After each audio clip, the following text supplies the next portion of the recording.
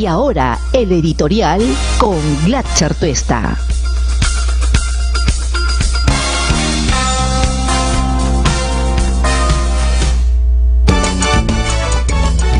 Este fin de semana ha estado muy cargado de una serie de informaciones que dan cuenta de situaciones además muy complejas, situaciones muy difíciles y situaciones, por cierto, que preocupan. No solo porque pueden estar directamente yendo en el sentido contrario a todo lo que en un país democrático como el que se precia ser el nuestro, pues buscaría, por ejemplo, en el tema de la justicia. Nosotros ya lo vinimos advirtiendo la semana pasada y dijimos que después de la decisión que tomó el juez Richard Concepción Carhuancho a pedido del fiscal José Domingo Pérez de detener a Keiko Fujimori y a 20 personas que están involucradas en lo que él ha podido establecer era una red o es una red criminal que estaba instalada dentro no de Fuerza Popular sino de lo que era en su momento esta expresión del fujimorismo llamada Fuerza 2011, y lo que ha podido el fiscal claramente identificar no solo es una estructura que está sustentada en, digamos, la manera como operaba, sino ha logrado identificar quiénes le integraban y cuál era el rol que cada uno dentro de esta organización pues desarrollaba para conseguir estos fines que claramente eran ilícitos y que configuran, según la hipótesis del Ministerio Público, pues el delito de lavado de activos, delito que, por cierto, es un delito complejo, es un delito que requiere de un tiempo razonable para poderse investigar, y por eso es que la pelea del fiscal ha sido durante todo este tiempo que este se haga en el marco de la ley de criminalidad organizada, lo que le permite tener márgenes adecuados para poder desarrollar esta investigación. Después de haber identificado la red, identificado a quienes pertenecen a la red, identificado qué rol cumplía cada persona dentro de la red, después de haber encontrado testimonios, pruebas y documentos que dan cuenta de el funcionamiento de este aparato criminal, pues le solicitó al juez, porque un fiscal no puede mandar detener a nadie solo porque se le antoja, esto tuvo que pasar por el criterio de un juez, y le tocó el juez Richard Concepción Carhuancho, aquel juez que, sobre todo los fujimoristas, cuando tomó decisiones muy severas en torno a otros casos que tienen similitudes con este que involucra a Keiko Fujimori, aplaudieron a rabiar y dijeron que si tuviéramos dos como Richard Concepción Carhuancho, el país y el Poder Judicial serían totalmente diferentes. Esa misma gente, ahora que el señor Richard Concepción Carhuancho ha tomado una decisión que involucra al lideresa de Fuerza Popular, pues más bien ya no creen que su criterio es el adecuado, que hay un abuso y que se ha ido más allá de lo que su propio mandato establece. Pero yo digo, el fiscal ha hecho muy bien su trabajo, lo que ha constituido o el pedido que le hace al juez Concepción Carhuancho es muy consistente, es sólido, no solo logra determinar la red y el vínculo que hay con Fujimori con esa red criminal, sino que además logra dar elementos sustantivos y me parece mucho más importantes y de peso que inclusive aquellos que llevaron a prisiones preventivas en otros casos, de todo lo que puede terminar siendo no solo el peligro de fuga, que es, digamos, un elemento que ellos tienen que poner a consideración para evitar que esto pueda producirse, sino en el ámbito de la obstrucción de la justicia o el intento de evitar que las averiguaciones se hagan como corresponde, pone elementos tan sólidos como el testimonio de colaboradores eficaces que han ayudado a esclarecer estos hechos, pero que han sido amenazados o se ha intentado comprar su testimonio, y esto lo ha podido verificar el propio fiscal. Entonces, obstaculizar la justicia también tiene que ver con buscar torcer el punto de vista o la información que dieron algunos testigos o algunos colaboradores eficaces, y por eso es que el fiscal dice, si esto lo hacen en el marco de investigaciones preliminares, pues qué cosa podría hacer después si es que nosotros no tomamos las medidas necesarias para que estas personas puedan estar custodiadas y eviten desarrollar estos hechos ilícitos, es decir, de querer comprar testigos. Y en segundo lugar, el otro elemento que es muy importante también, que no solo es genérico, sino es muy puntual y concreto, y dice que el poder que ha acumulado Keiko Fujimori a través de su bancada en el Congreso de la República le hace tener una predominancia en el ámbito político y le hace tener también un peso y un interés claro de buscar manejar a su antojo el sistema de justicia para favorecer aquellas causas en las que ella puede estar involucrado. Y ahí no lo dice solo en términos genéricos de por el poder que tiene, sino cita y da cuenta de un colaborador eficaz que ha podido dar información que comprueba que Keiko Fujimori estuvo en tratativas con un vocal supremo para que el caso ese en el que ahora está en una detención preliminar pues no termine simplemente archivándose y dejándose de lado que debe investigarse en el marco de criminalidad organizada. Es decir, hay testigos a quienes intentó comprar,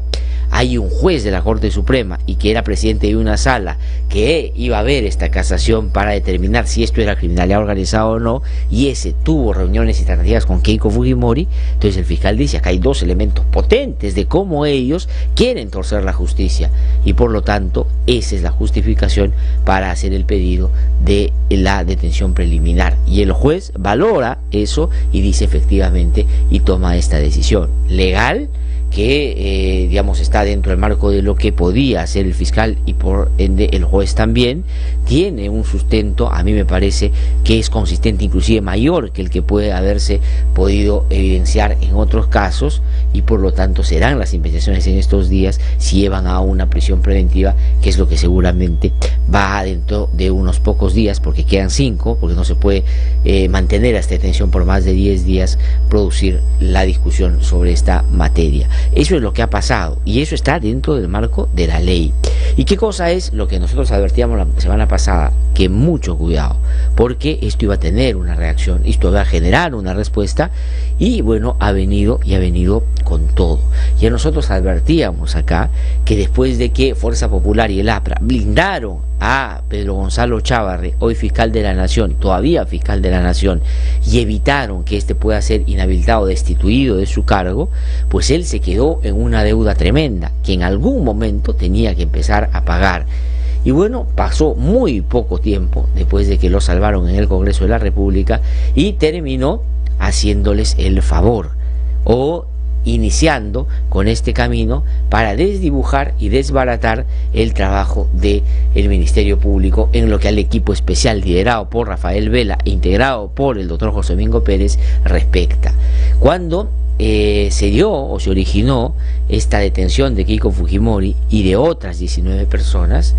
pues el fiscal José Domingo Pérez y el fiscal Vela, y así lo pudo detallar Idela Reporteros, tuvieron que generar una especie de coartada para que nadie se enterara de que iban a desarrollar un acto de esa naturaleza, y esto fue en estricta reserva y lo conoció muy poca gente, porque lo que querían era evitar primero que se filtrara a quienes están investigados y iban a ser detenidos, pero sobre todo querían evitar, y esto me lo ha corroborado gente muy vinculada al Ministerio Público, que se enterara el fiscal de la Nación, porque este iba no solo a dar cuenta al fujimorismo y al APRA de esta decisión, sino que iba a buscar torpedearla o evitar que se pueda materializar. Es decir, ya los jueces, los fiscales relacionados al caso Lavallato y que investigan de manera seria, valiente y profunda un caso tan complejo como este, no confían en el fiscal de la Nación y más bien lo ven como una persona que está totalmente del lado de aquellos que en este momento están seriamente imputados por haber participado en estas organizaciones criminales. Y a ese solo hecho da cuenta de lo grave de la situación, porque el fiscal de la Nación debería, al margen de que no puede meterse a los casos, ser un referente y ser más bien el garante de que estos fiscales puedan hacer su trabajo como debe. Entonces, como terminó Pedro Chávarri sorprendido porque se enteró de estos allanamientos y de estas detenciones cuando las estaban pasando por televisión, lo que dijo es que tengo que buscar otra manera de pagarle el favor a Fuerza Popular y al APRA, y por eso es que muy pocas horas después tomó la decisión de sacar sin ninguna justificación a una de las fiscales que tienen una participación muy importante en el equipo especial que lidera el doctor Rafael Vela Barba, pero que estaba directamente vinculada al trabajo que desarrolla José Domingo Pérez. La doctora Erika Delgado, que era fiscal,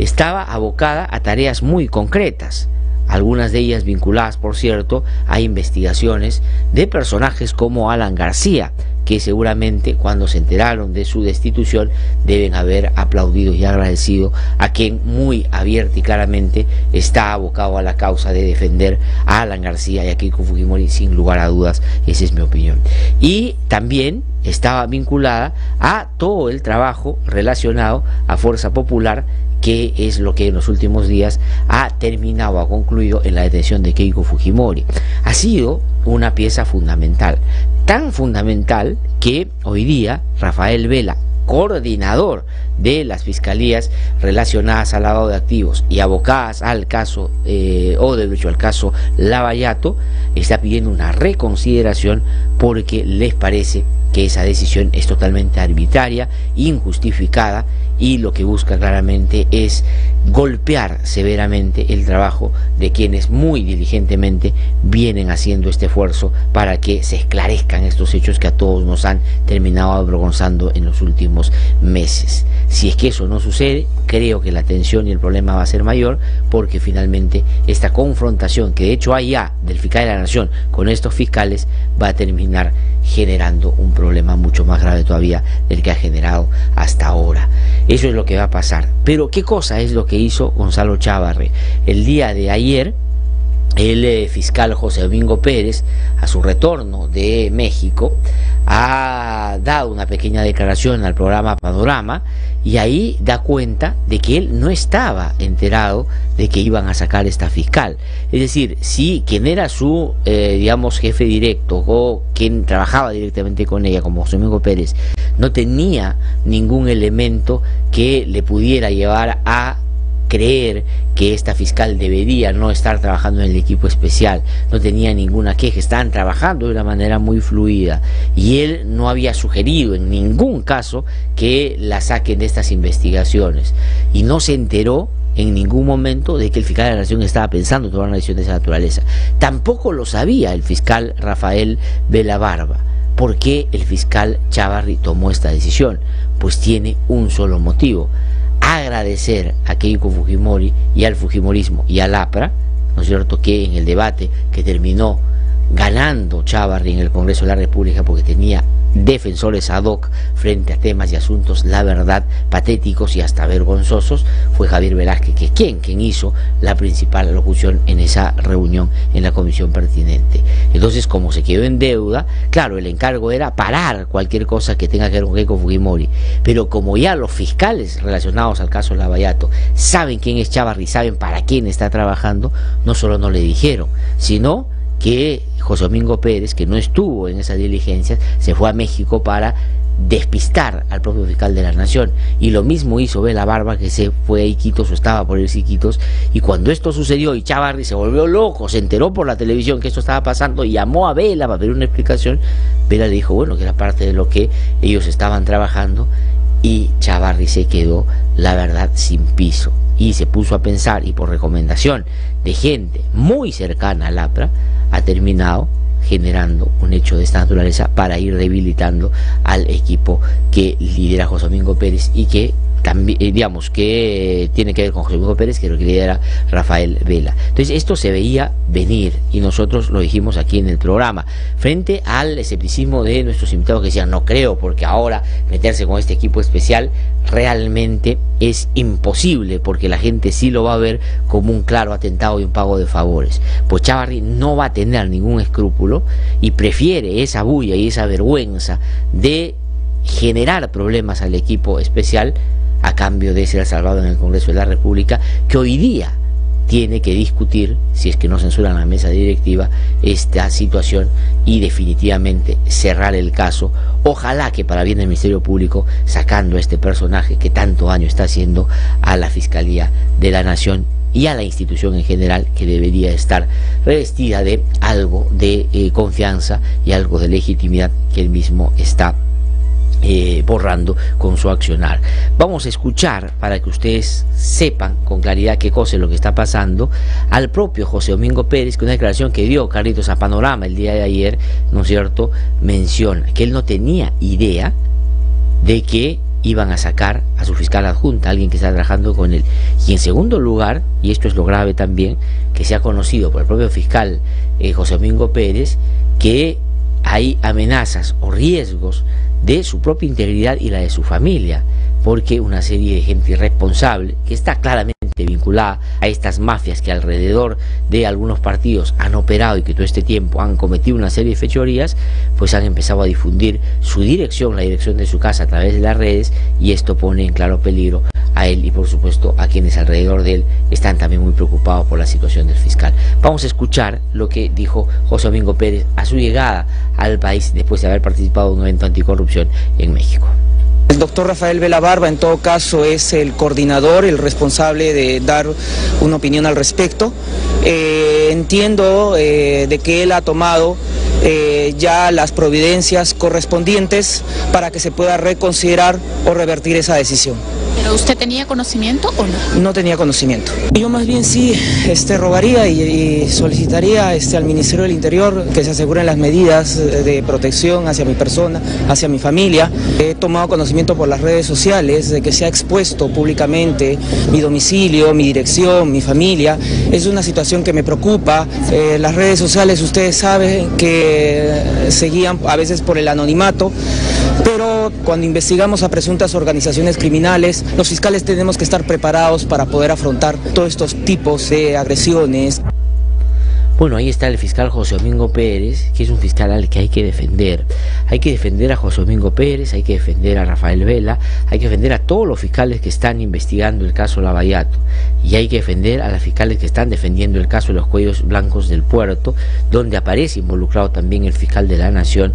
porque la investigación diligente de Sandra Castro ha podido identificar cuál ha sido su rol dentro de esta organización,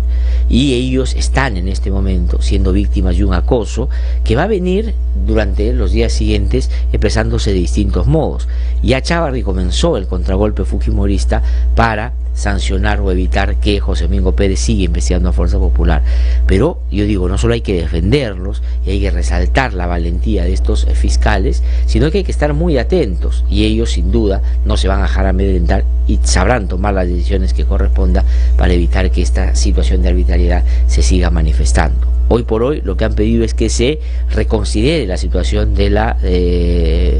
fiscal Erika Delgado para que retome sus labores como las venía haciendo en los últimos días, en un claro vínculo y relación con el equipo que hoy está investigando este y otros casos. Pero Chávarri está desesperado. Hoy día se va a discutir su caso en el Congreso y va a depender mucho de qué suceda. Si lo mantienen en el cargo,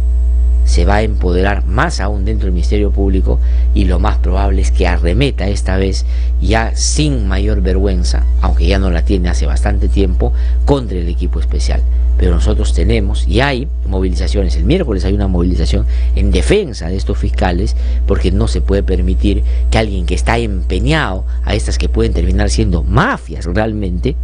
pues haga lo que da la gana con el único interés de cumplir el trato mafioso que han hecho con algunas agrupaciones, y por otro lado para tratar de ir en contra del sentido común que mayoritariamente tenemos en el país, que es que se haga justicia y que no se utilice el Ministerio Público para fines que son estrictamente personales o de partidos políticos. Pero esto se venía a venir, nosotros lo advertimos acá, y lamentablemente en esa dirección estamos caminando. Por eso hay que tener mucho cuidado con lo que pasa en el Ministerio Público. Ya no es solo Chávarri en sí mismo, porque ha decidido sin sangre en la cara quedarse a como de lugar, sino quedarse para hacerle daño a estas investigaciones. Ya lo intentó hacer con las fiscales que investigan los cuellos blancos del puerto, ahora lo está haciendo o intentando hacer con los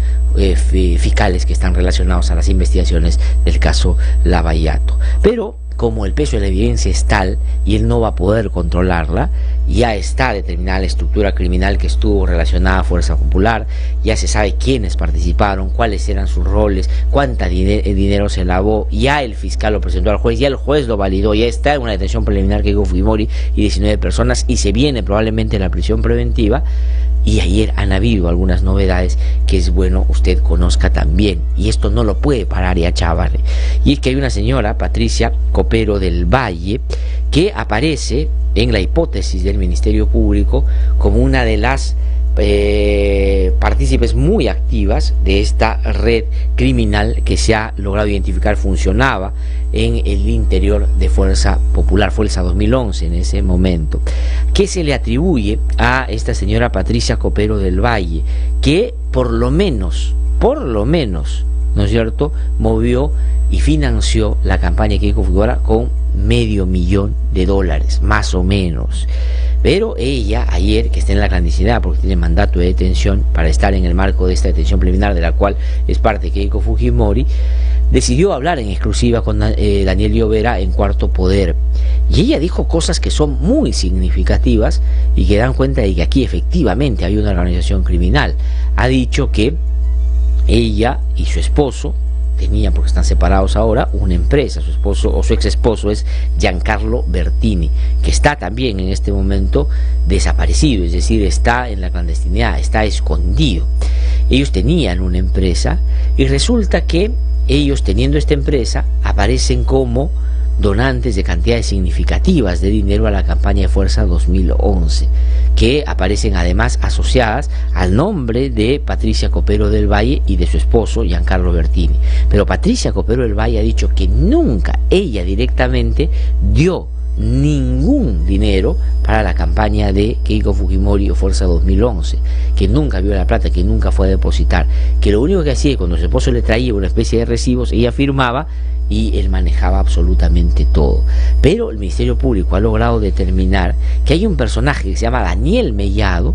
que era este personaje que iba y hacía los depósitos en distintas cuentas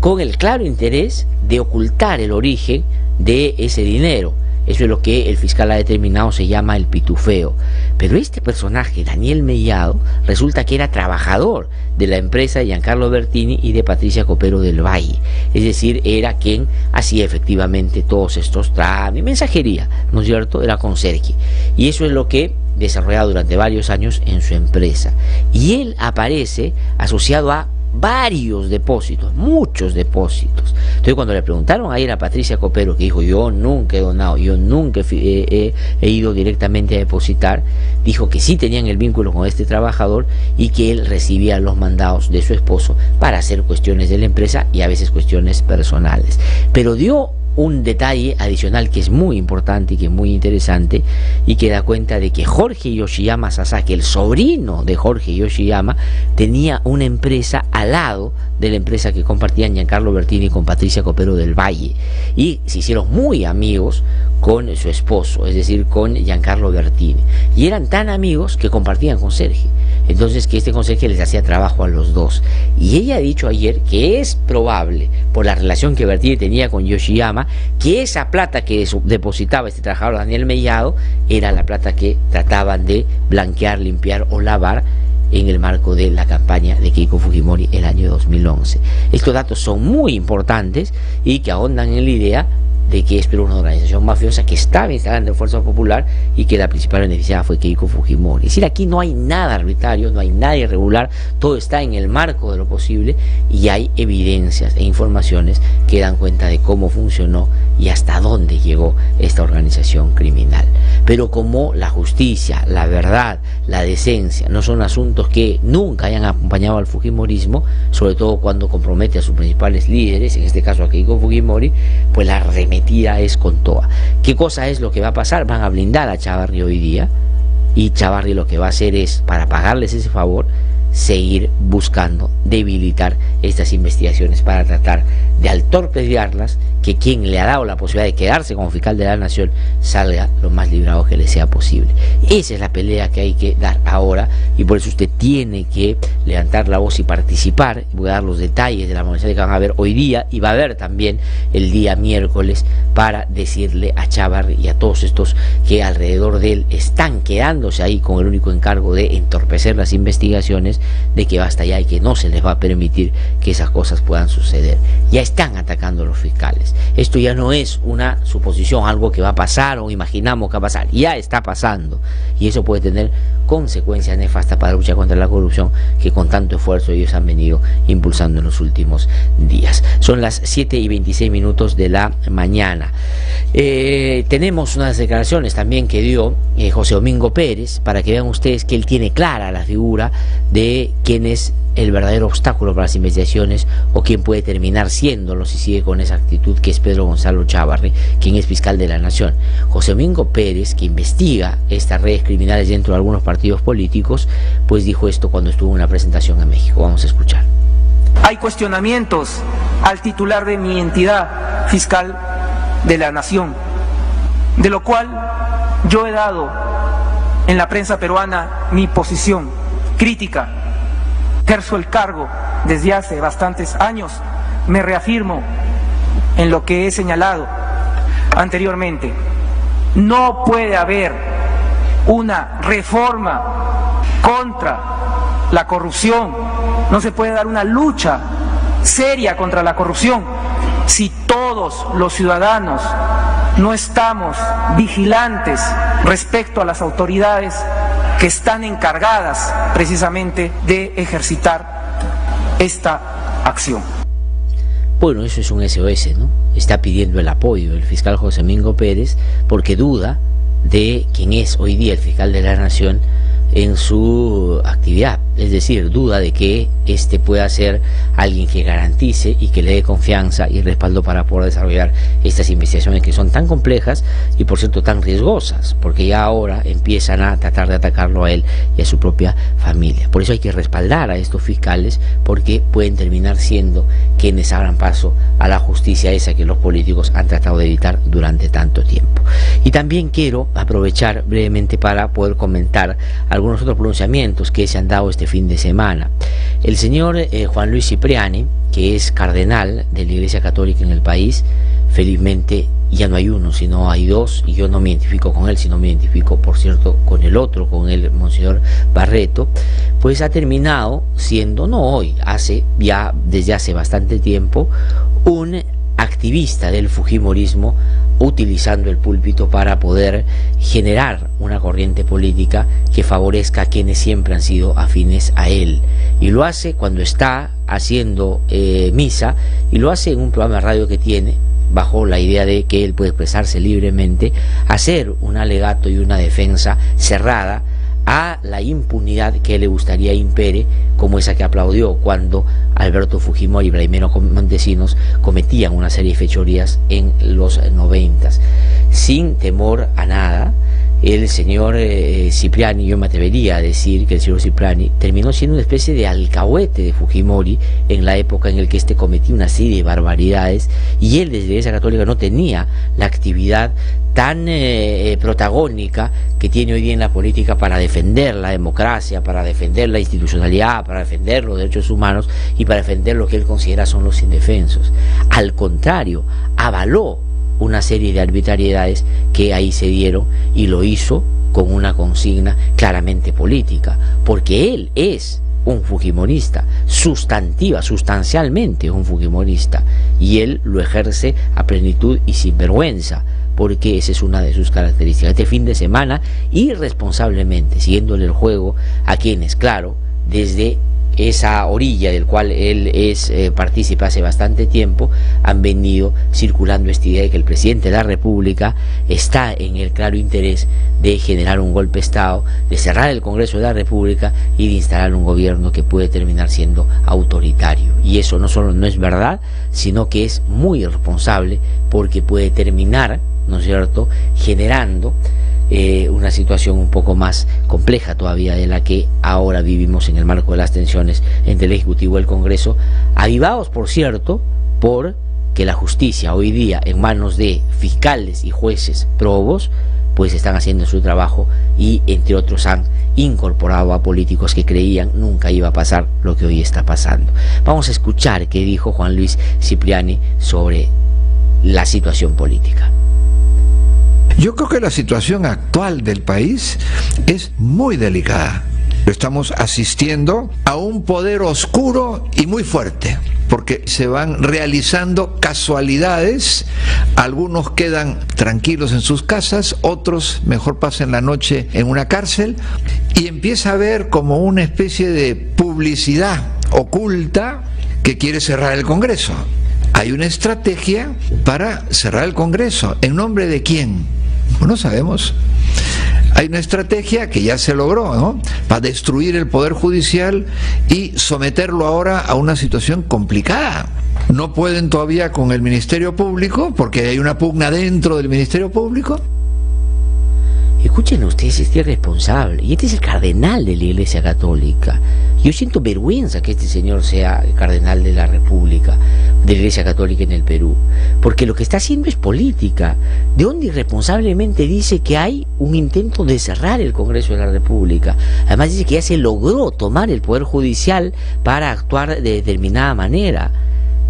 ¿Quién se cree este señor para poder hacer afirmaciones tan ligeras, tan irresponsables como las que está haciendo? Y en su defensa, Chávarri, y ahí se devela como un fujimorista recalcitrante, dice que no se ha podido tomar el Ministerio Público porque hay pugnas internas, y defiende a Chávarri. Él está actuando políticamente a favor de quienes hoy día están buscando que la impunidad se mantenga en los casos más graves donde sus amigos están, por cierto, involucrados. Y hace política, pero inmediatamente el doctor Víctor Prado Saldarriaga, que es presidente del Poder Judicial y está haciendo una buena labor, que se ha reflejado en alguna medida en las encuestas que se han publicado el día de ayer, salió a responder esa barbaridad que ha dicho el alcahuete Fujimori, que es el señor Cipriani. Vamos a escuchar qué dice o qué dijo Víctor Prado Saldarriaga. Si bien ha pasado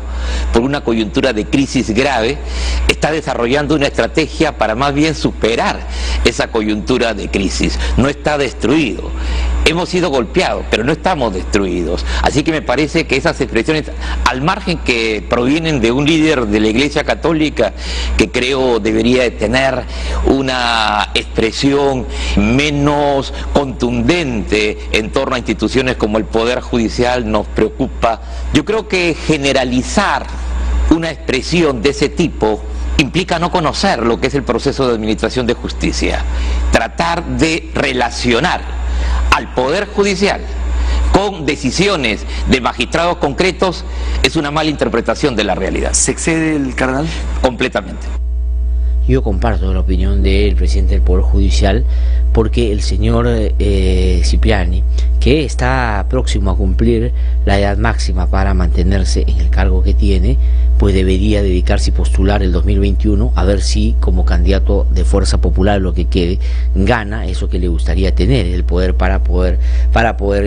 seguir no solo haciendo esas afirmaciones, sino caminando, llevando el país a la dirección que él quiere. Es tremendamente irresponsable lo que está haciendo Cipriani por estos días, y siempre ha sido así. Él ha actuado siempre desde la política. Por eso es que el Papa ha decidido poner otro cardenal, porque la verdad ya no representa, creo yo, a la mayoría de quienes, como yo, creemos en la Iglesia Católica todavía. Vamos a terminar con una frase de Cipriani que tiene que ver con una defensa clara que dijo Fujimori a esta situación, acusando de que aquí hay una estrategia, dice, y mucha amenaza velada que él ve. Vamos a escuchar.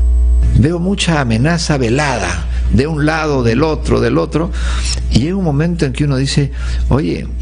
yo pensaba que la justicia era algo que nos defendía, pero que no era un arma de ataque. Pues en este momento no te sé decir. Si un día te tocan el timbre y te dicen, señor, acompáñeme,